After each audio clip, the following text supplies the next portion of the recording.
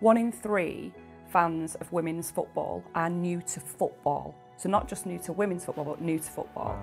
So when you think of that and the growth potential, and I think, you know, over 250 million fans expected over the next however many years, every metric is just going up, up, up.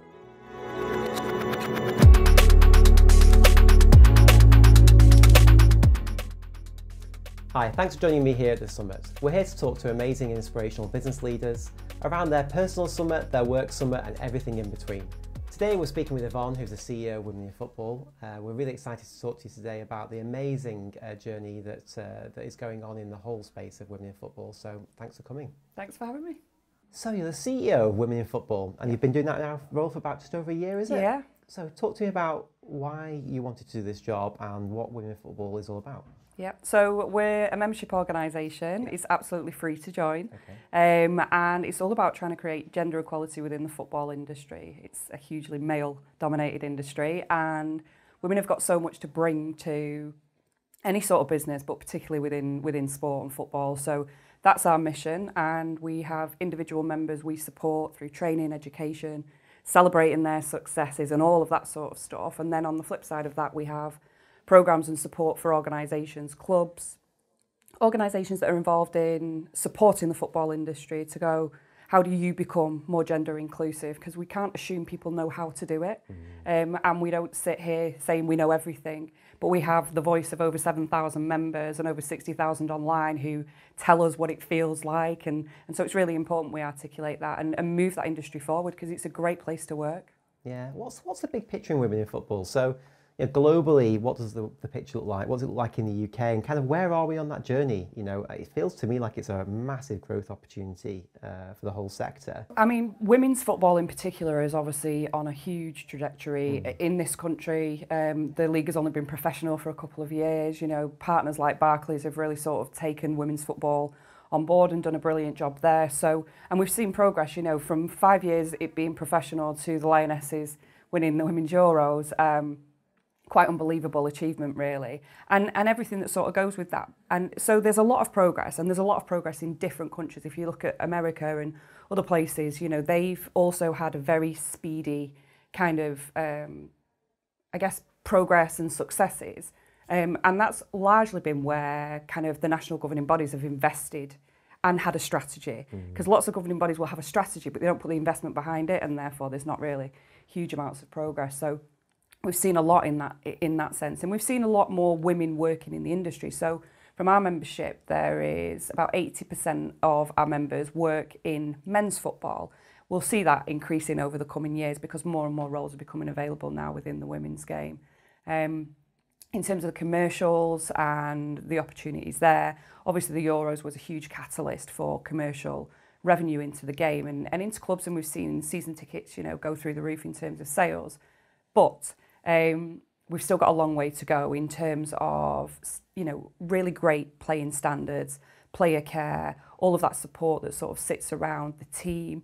There are some players, Lionesses in particular, who would have great endorsement deals. They probably earn more money from their endorsements than they do from actually playing. But there are other players in the Women's Championship, for example, who potentially need a part-time job.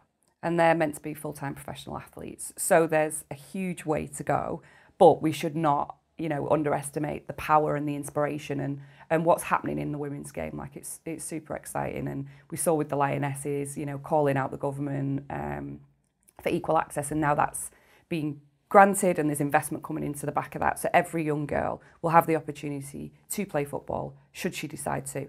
And everybody won't. Not everybody likes sport. I love it. Not everybody does, and I totally appreciate that. But the point is, everyone should have the opportunity if they want to, and currently they don't. And so that's a massive legacy from that event.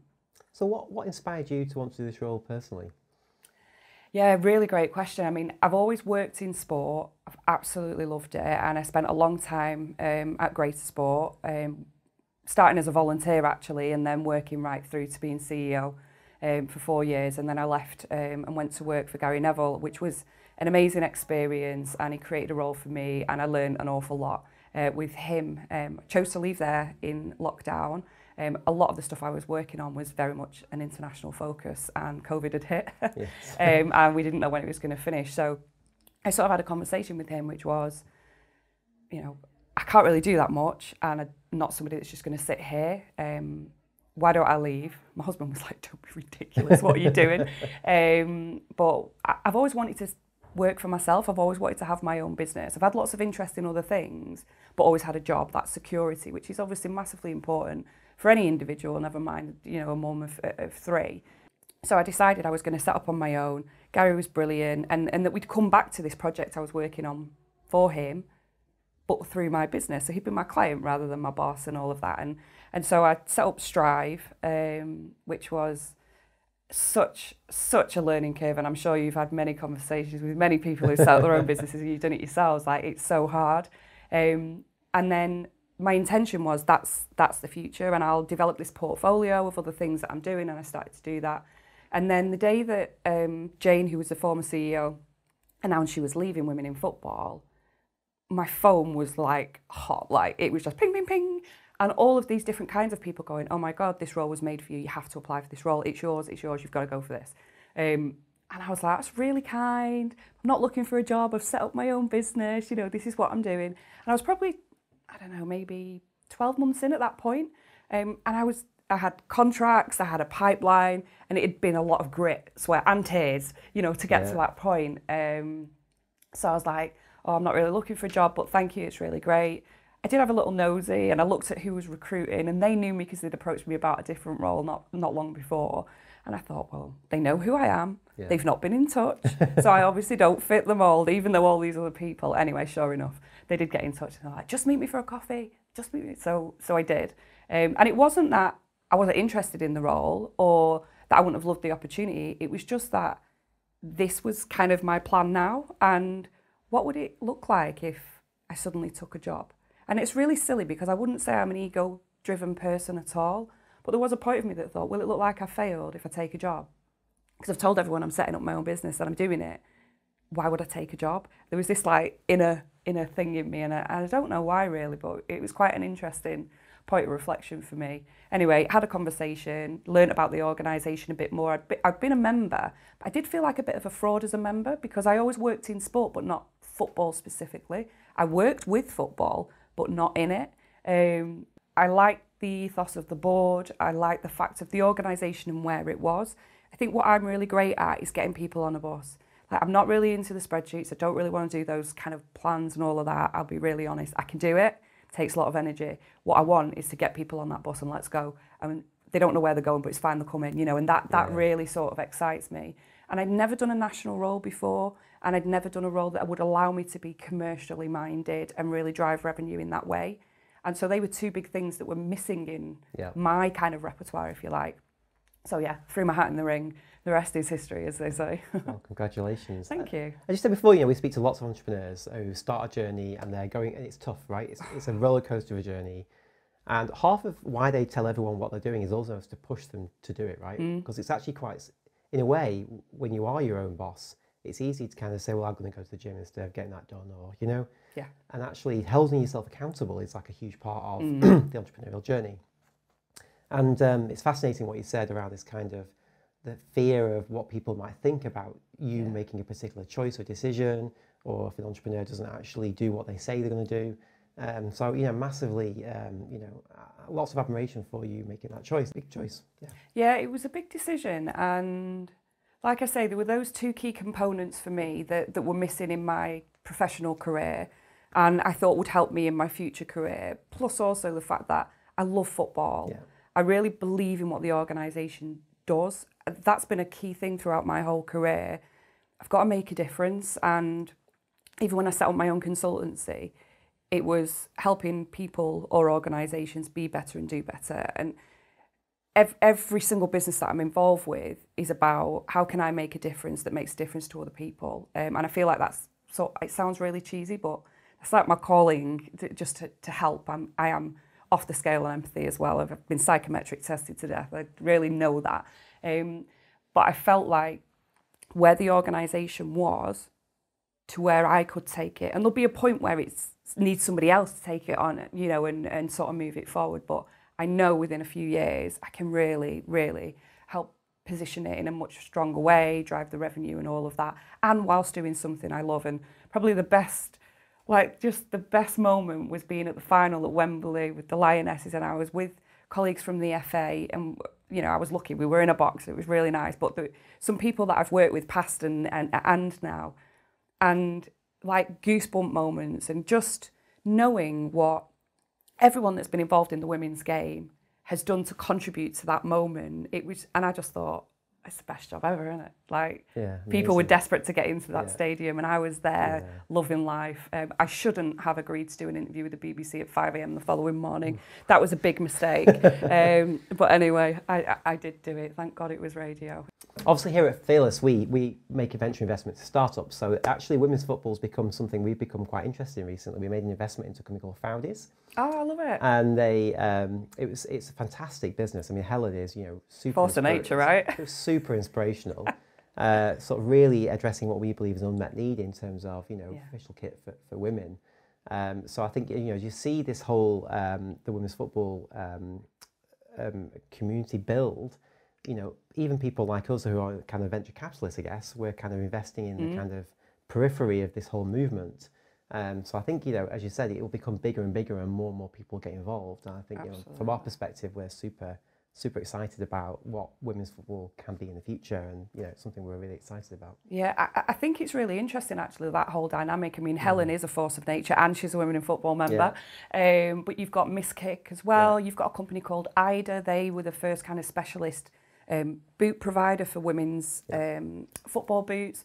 So you'll, because it's such a masculine sort of environment, and women aren't always necessarily made to feel welcome, I think you will get a lot of females in that startup kind of mentality going, I'm going to do it myself, I'm going to do it better, I'm going to do it differently. And that's actually really kind of inspirational. When you think of this kind of commercial opportunity, 1 in 3 fans of women's football are new to football. So not just new to women's football, but new to football. Wow. So when you think of that and the growth potential, and I think, you know, over 250 million fans expected over the next however many years. There's a UEFA report, I can't remember the figure off the top of my head, but every metric is just going up, up, up. So there's huge opportunities in this space. And I think with that, though, also there is support that's needed. You know, I just set up my own little consultancy, and I didn't want to get an accountant. I wanted to know, how do I set up a business? You know, go on Companies House, do it, right? And it would have been easier to go and get but I wanted to learn. But it wasn't that easy to navigate, and it's almost like for people like yourselves and others that not only are going to invest because there's potential commercial revenue return, but also because you believe in the cause and you've got that kind of ethical, moral kind of obligation. Like that mentorship for female entrepreneurs is really, really important. And I think, I don't know how widely accessible that is to people, but that's a definite gap, and it would have been something that would have definitely helped me, even though I wasn't in that kind of massive commercial space. And it's something that I feel really passionately about. And, you know, I do a lot of mentoring and supporting of other, not just women actually, but other people, because I think I've had loads of support on my journey at all levels of my career. And it's important that we give back. Obviously, there's a huge history in terms of the lack of ability for women to participate equally in football with the FA, whether it's even at school, and, you know, whether girls are allowed to play in the same team as boys and so on. Where are we on that journey? You know, what can institutions do? What can education do? What can the FA do to accelerate this journey? Yeah, I mean, the FA banned women from playing football. It wasn't something they should do, apparently, for 50 years. And actually, I think last year came out and apologised for that. And the ban was obviously lifted some time ago now, but it caused a massive gap in, which makes it even more unbelievable, the success of the Lionesses in such a short space of time. So people had to find a way to play, you know, kind of underground. We've read so many stories from the current Lionesses and former Lionesses about cutting their hair short, pretending to be boys to be able to play. I mean, this is very real. What I would say is things have definitely moved on. The FA invested, I think it was in 2017. They appointed Baroness Sue Campbell. They created a strategy. They backed it with investment. And the progress that's been made around women and girls playing, plus obviously now the equal access in schools for the opportunity to play football, has been significant. But there's still a long way to go. I think from a point of view of societal kind of impressions, if we think about young girls wanting to play, but then you have to make a choice to play, and then you're judged for playing. If you play football, you're a tomboy, or you're this, or you're that. We've seen stuff where if you're a fan of football and you're a woman and you go to football, you're wearing too makeup, your top's too low, you look like a man because you've not made any effort. Like, women literally can't win whether you're on a pitch, off the pitch. Access to pitches is a real challenge. So when you think about grassroots sports and the ability to capitalise on the excitement of the women's Euros and the success, and we've seen participation go through the roof, there's not enough facilities, and the facilities that exist are largely occupied by male teams that have been there for years and years, who aren't willing to give up their pitch time because they've got the capacity and they want to be using it. So we need investment in facilities for women that are safe, that are accessible, and all of that side of things. And then I think from other organisational point of view, to make it more inclusive to women, we did a member survey in 2020 at Women in Football, and 66% of the women that responded said they had experienced sexism in the workplace in football. Wow. Only 12% reported it.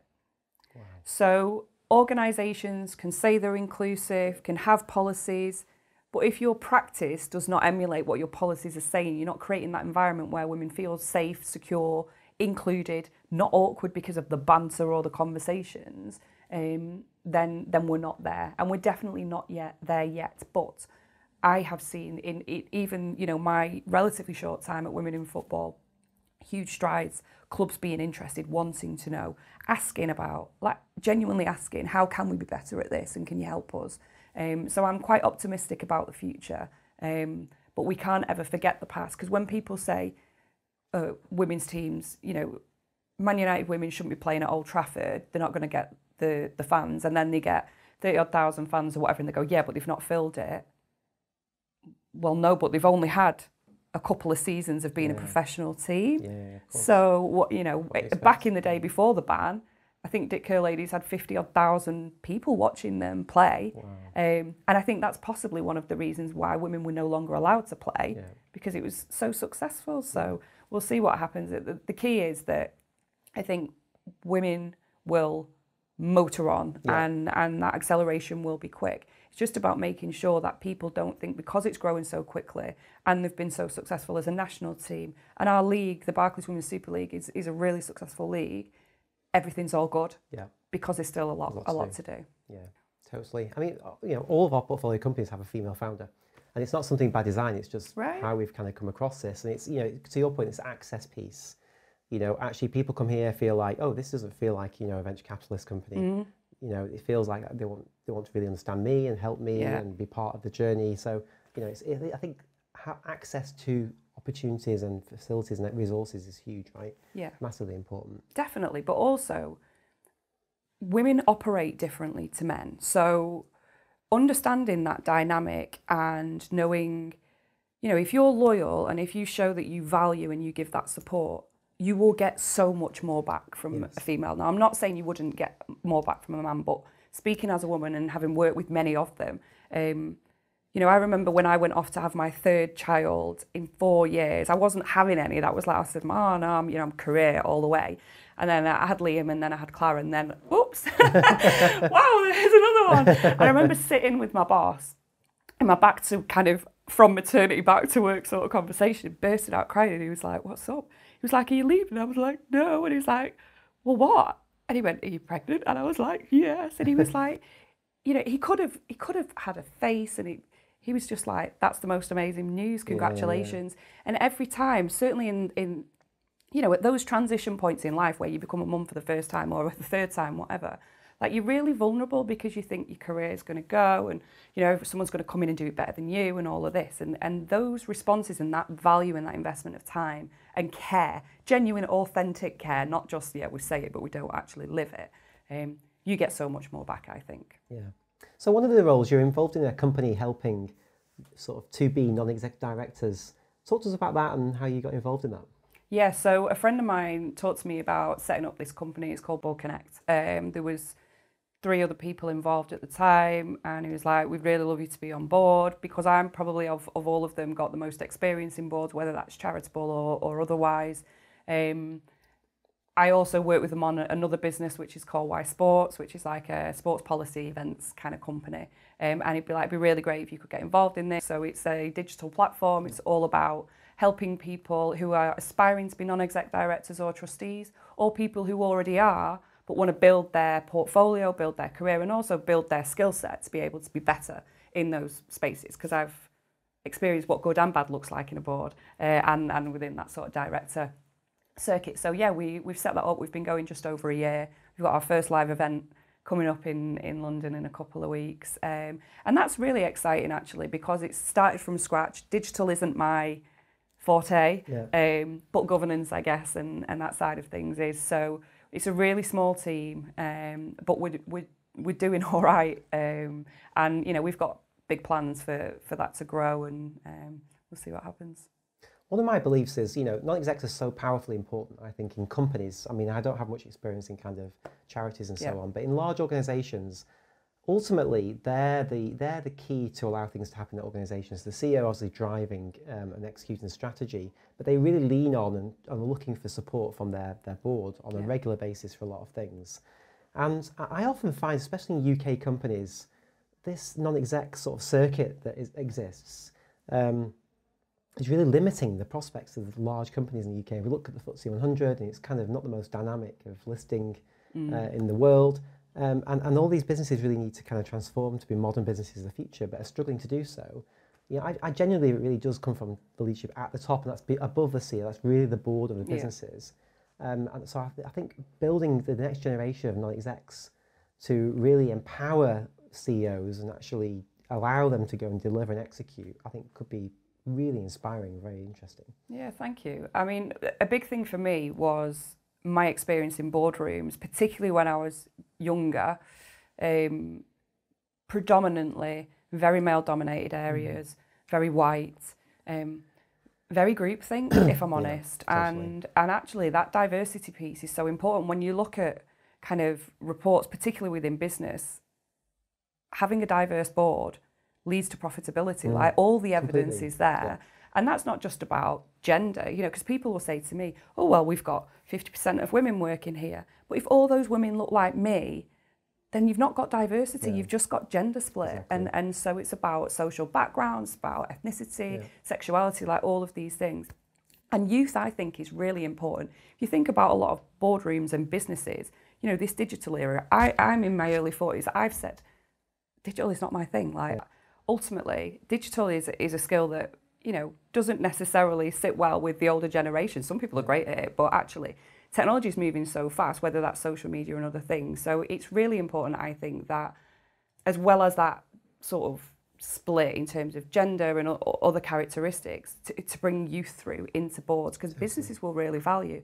And also, if we think of the kind of growth of that ESG agenda, that was a big thing that I sort of invested my time in when I set up Strive, understanding what that means, because I often speak to businesses who want to do good things, but they don't really know how. And so part of what I wanted to do was connect your desire to do good with my knowledge of a sporting network and kind of join those dots. So I think young people in particular, we've seen lots of reports about them being more kind of passionate about the environment or social purpose. So there's lots of skills that can be brought in if we diversify boards. So that was a big fundamental factor around Board Connect. Like, we have to. What can differentiate us? Well, actually having a really diverse membership. You know, and I'm really pleased the panel that I've got that I'll be hosting at the event, you know, is very representative, and it's really important. Our first live event, absolutely really important, and throughout. So yeah, we'll see where that goes, but it's huge for me and something I'm very passionate about. Yeah, I think it's huge to the UK economy, personally. Unless we fix this, I genuinely don't see we'll find big companies doing really important things that are really going to transform the world. You know, if you know, even in the US, board diversity is a massive issue, but the more progressed there, you see the large companies in the US, they're investing for the future. They're thinking about ESG. They're really thinking about the environment much more than just the kind of the papers and the report. In the UK, we're nowhere near that, right? And I think it's really, it's really affecting the UK growth prospects. Yeah, I agree. The challenge, I think, and this is the challenge again, if you look at football industry and trying to diversify and have more women involved, what happens to the people already in those roles? Because no one wants to vote for themselves to not be there because, you know, people have self-interest. Now, the right thing to do might be, but are people going to do it? And that's a massive barrier. And that's culturally then, that's the whole board, the organisation, the leadership and what that looks like.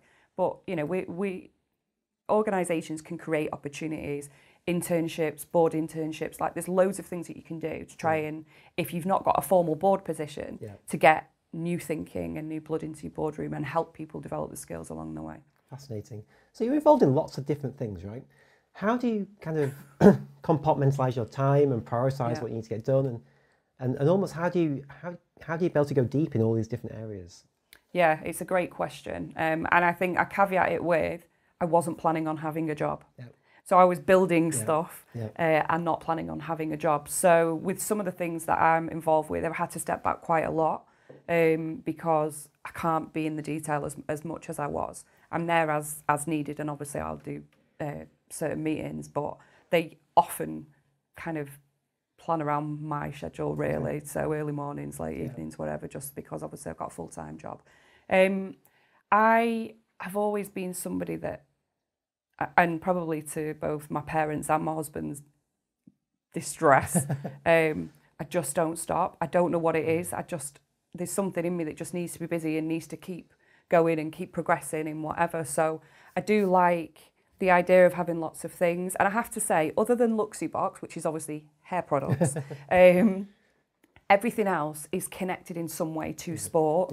So it's very complementary. Foundation 92 and the amazing work we do there in social purpose through football is linked to the previous role that I'd done with Gary, and it's about creating opportunities within Salford and Greater Manchester, but it's a sport. And ultimately, I'm obviously working in football now, so it's good to have that CCO view of what that looks like. Why Sports, it delivers events in sports policy and so on.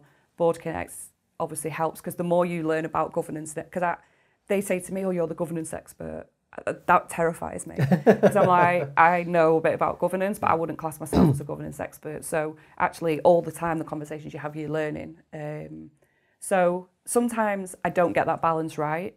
And I'm acutely aware of that. And I'm probably quite harsh on myself for that, as well as being a mum and a wife and a friend and a sister and, you know, dog mum too. So you've got all of this stuff you're trying to spin. I wouldn't say I've necessarily got it right. I have peaks and troughs, but I guess that's life, and it's the way that you choose to live, I suppose. Like, I don't know what I'd do if I didn't have lots going on, but every now and then it would be nice to just have a chill day. What do you do to relax? Oh gosh, I like to go to the gym, although I haven't been for several weeks, which is really bad. Because work's kind of got in the way. And when I say that out loud, I'm fuming with myself because my whole career has been about you need to move more, you need to be active. And I know I'm a better person. Like, I might dread going, but when I come out, I'm buzzing and I'm a better person. I eat better, I sleep better, all of that. But then sometimes work gets in the way. So gym definitely, walk the dog, chill with the kids. My 12-year-old put me through my paces in basketball last night. I can still beat him, but only just. I can't beat him at football anymore, but I can still nail the shots on the basketball, so that's good. So yeah, just that sort of thing. I love spending time with my friends. I don't get to do it as often as I'd like, but you know, you've got to try and fit everyone in. Sometimes just a bath, like with the door locked, and just having said to everyone, please just give me half an hour. It sounds really silly, but just half an hour of peace is very hard to come by unless everyone's asleep in my house. And what does your summit look like? Are you there? Are you on the way there? Do you know where you're going? I guess personally, like, my kids to be happy and successful and maybe just for some contentment. I'm always looking for that next thing. It'd just be nice to just chill, Yvonne, and just be happy. You've got amazing stuff, professional, you know, family. I'm really lucky in that way. Professionally, I'm definitely not there yet. I think this role is really helping me fulfill some of the things that I've not been able to do. I've also never worked in a remote organisation before. I mean, that's interesting in itself, isn't it? I'm very much a walk into the office, get the vibe. Oh, I'm going to make a brew. Do you want to come with me? I can just sense immediately. I've got this sixth sense. That's really hard, technology-wise. So yeah, this role's really helping me develop professionally. But I guess long-term, I would like to have that portfolio of businesses that I'm involved with that would give me that point of difference, but where I could nurture, you know, that leadership team and that type of thing, but just keep learning. So I don't know what the summit quite looks like. I would probably like a bit more time off as well. That would be quite nice. So yeah, I don't know when I'm going to get there or how, but I like that blend of things, and being able to add value where I can, but also happy to stay in my lane. And I would never profess to be an expert in things I'm not. Well, honestly, what an inspirational journey. Sounds like you've got a lot more to do. And the world needs more people like you, honestly. You know, really championing diversity, championing, you know, really bringing more women into football is a huge, you know, objective. And yeah, thank you from my perspective. But, you know, very inspiring. And thank you for the conversation today. Thanks for having me. Thank you. And thanks for joining the summit today. Please subscribe and leave a review. We really, really appreciate all the feedback we get. And if you've got any ideas of future guests that we should have here on the summit, please let us know. Thank you.